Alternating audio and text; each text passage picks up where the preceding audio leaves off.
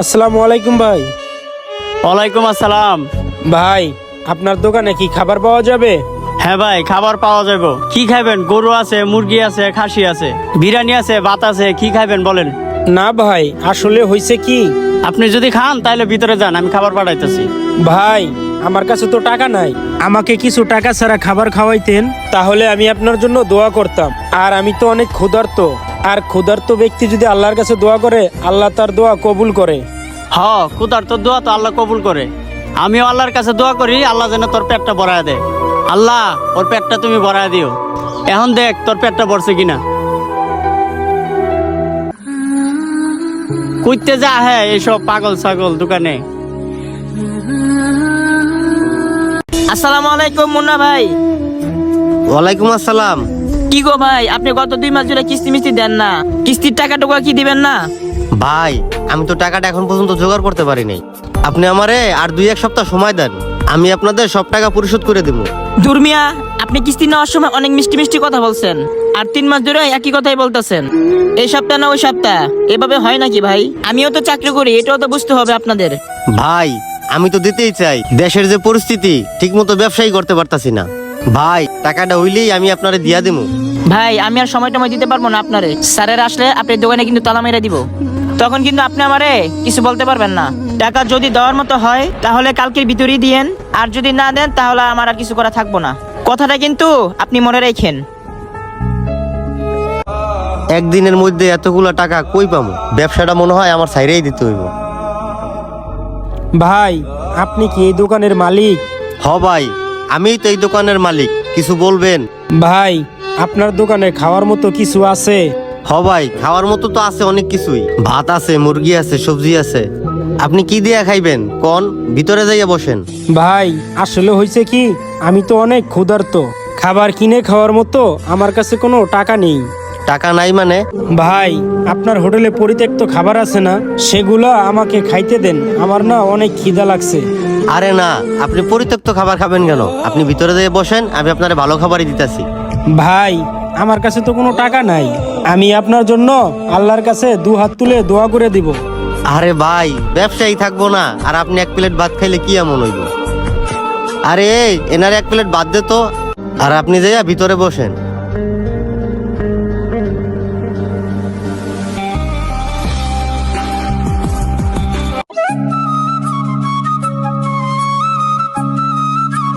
কিরে পিচ্চিটা আবার কই গেল? যাক খাবারটা আমিই দিয়ে আসি। এদের বুঝাইও পারি না, আর আমি আছি মহা বিপদের ভিতরে। ভাই এই লন আপনার ভাত। ভাই আপনার যদি কিছু লাগে আমারে বইলেন, আমার দোকানের ছেলেটা যেন কই গেছে। আচ্ছা ভাই ঠিক আছে।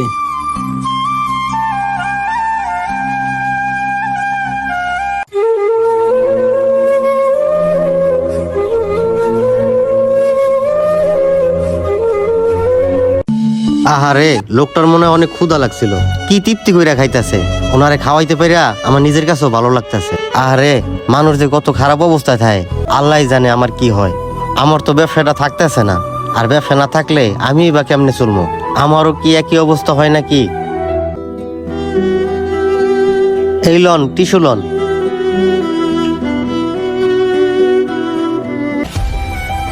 ভাই পেট বইরা খাইছেন তো আপনি? ভাই পেট ভরে খাইছি আলহামদুলিল্লাহ। ভাই আল্লাহ যেন আপনার অনেক ভালো করে। হে আল্লাহ, আমি একজন ক্ষুধার্ত ব্যক্তি। হে আল্লাহ, এই লোকটি আমাকে 1 মুঠো ভাত খাইতে দিয়েছে। এই লোকটির মনের যত আশা আকাঙ্ক্ষা আছে সব পূরণ করে দিয়েন। তাকে বিপদ আপদ থেকে, বালা মুসিবত থেকে রক্ষা করেন। তার ব্যবসায় বরকত দান করে দিয়েন, আল্লাহুম্মা আমিন। ভাই তাহলে আসি, আসসালামু আলাইকুম।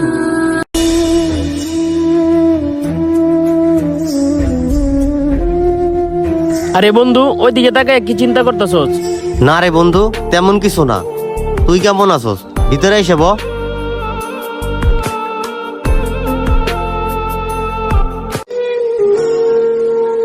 বন্ধু, তোর ব্যবসা তো আলহামদুলিল্লাহ ভালোই চলতেছে।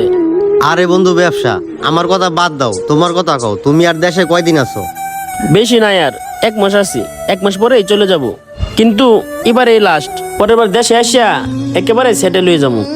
দেশে সেটেল হইবা ভালো কথা, তো কি করার চিন্তা ভাবনা করতেছো? কি আর করবো, ওই দেশে তো আমার একটা খাবারের হোটেল ছিল, দেশে এসে একটা খাবারের হোটেলে দিমু। আর তুমি তো দেখি ব্যবসাটা ভালোই জমাইছো, আমাদের থানার সামনে এরকম একটা খাবারের হোটেলে দিব। নিজের পুঁজি দিয়া ব্যবসা করলে লাভই আছে, আমার মতো ঋণ মিন করে ব্যবসা করে কোনো লাভ নাই। হ্যাঁ, পুঁজি তো আমার নিজেরই, কিছু টাকা জমাইছি, টাকার কোনো সমস্যা নাই। আমার তো একজন বিশ্বাস্ত লোক লাগবো, আর আমি তো দেশে থাকবো না, ম্যানেজার হিসাবে আমার ব্যবসা বাণিজ্য দেখবে। বন্ধু, আমি তো মনে হয় আমার এই ব্যবসাটা করতে পারবো না। 2-1 দিন পরেই এনজিওর লোকজন আইসা আমার দোকানটা তালা মাইরে দিয়া যাইব। তুই যদি ভরসা পাস, দায়িত্বটা আমারে দিয়ে যাইতে পারোস, নিজের মনে করে আমি ব্যবসাটা করব।